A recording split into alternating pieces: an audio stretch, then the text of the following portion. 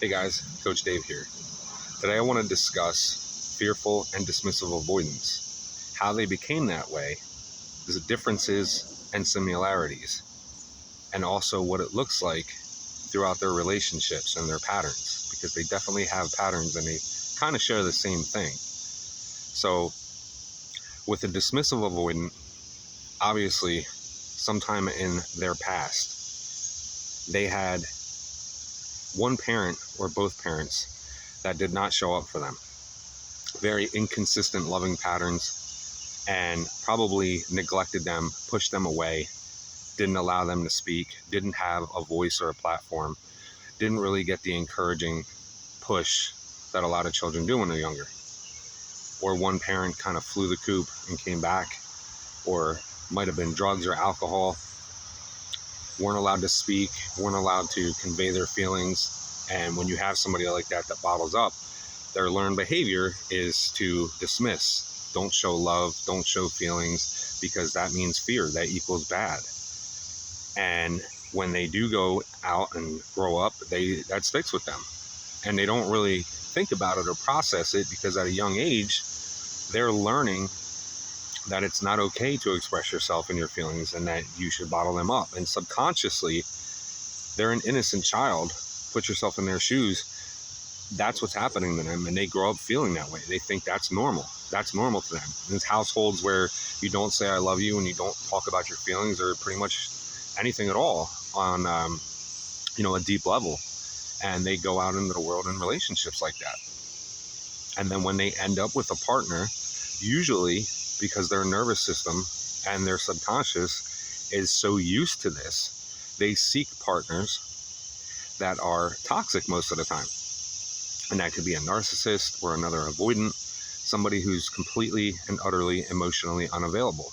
And what happens with that is, to them, that feels better because they're also emotionally unavailable. So when you have two people like that, they tend to get along great because they don't have to open up on those higher levels. They don't have to show up in the ways that would make them feel rejected or less than, and that they, can't amount to.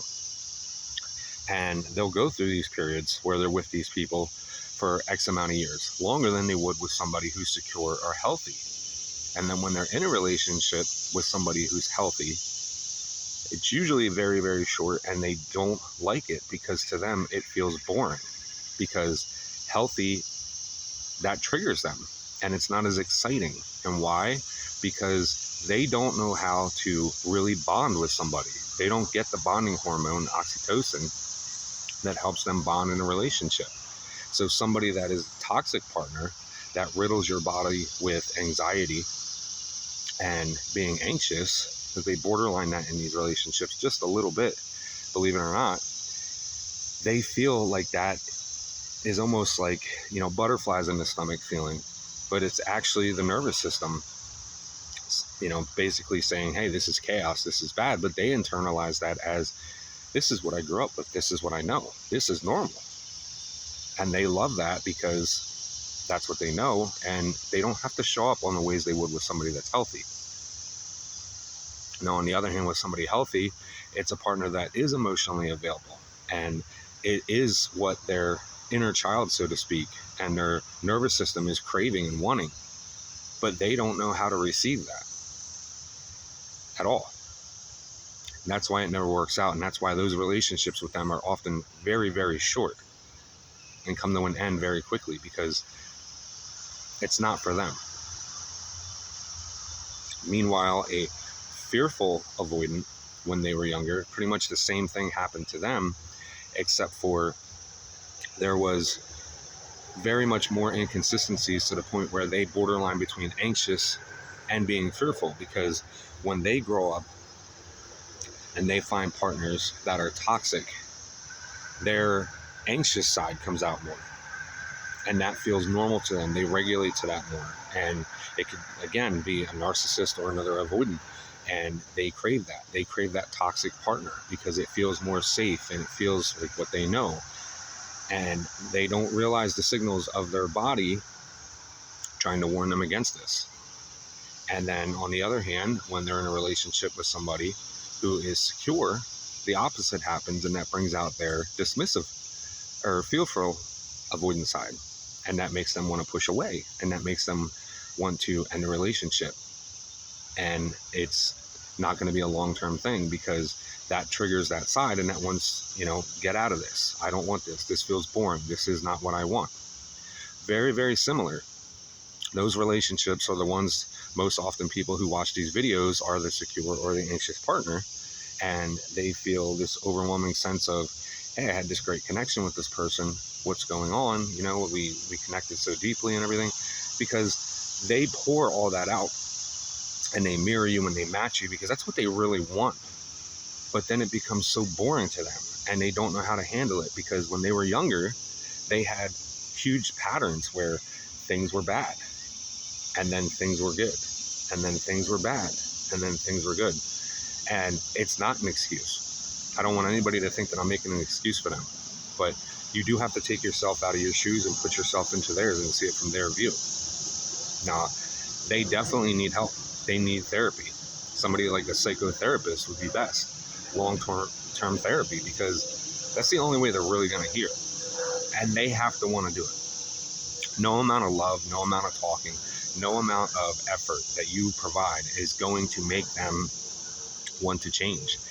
And it would be great, right? Like, if you've been in this situation or you're currently going through it, you want more than nothing for that person to heal and choose you, right? It brings out your own anxiety, or it causes you to end up being like them, like chaos creates chaos. But this is why they do so well in toxic relationships. My ex, her previous ex, was abusive, literally laid hands on her.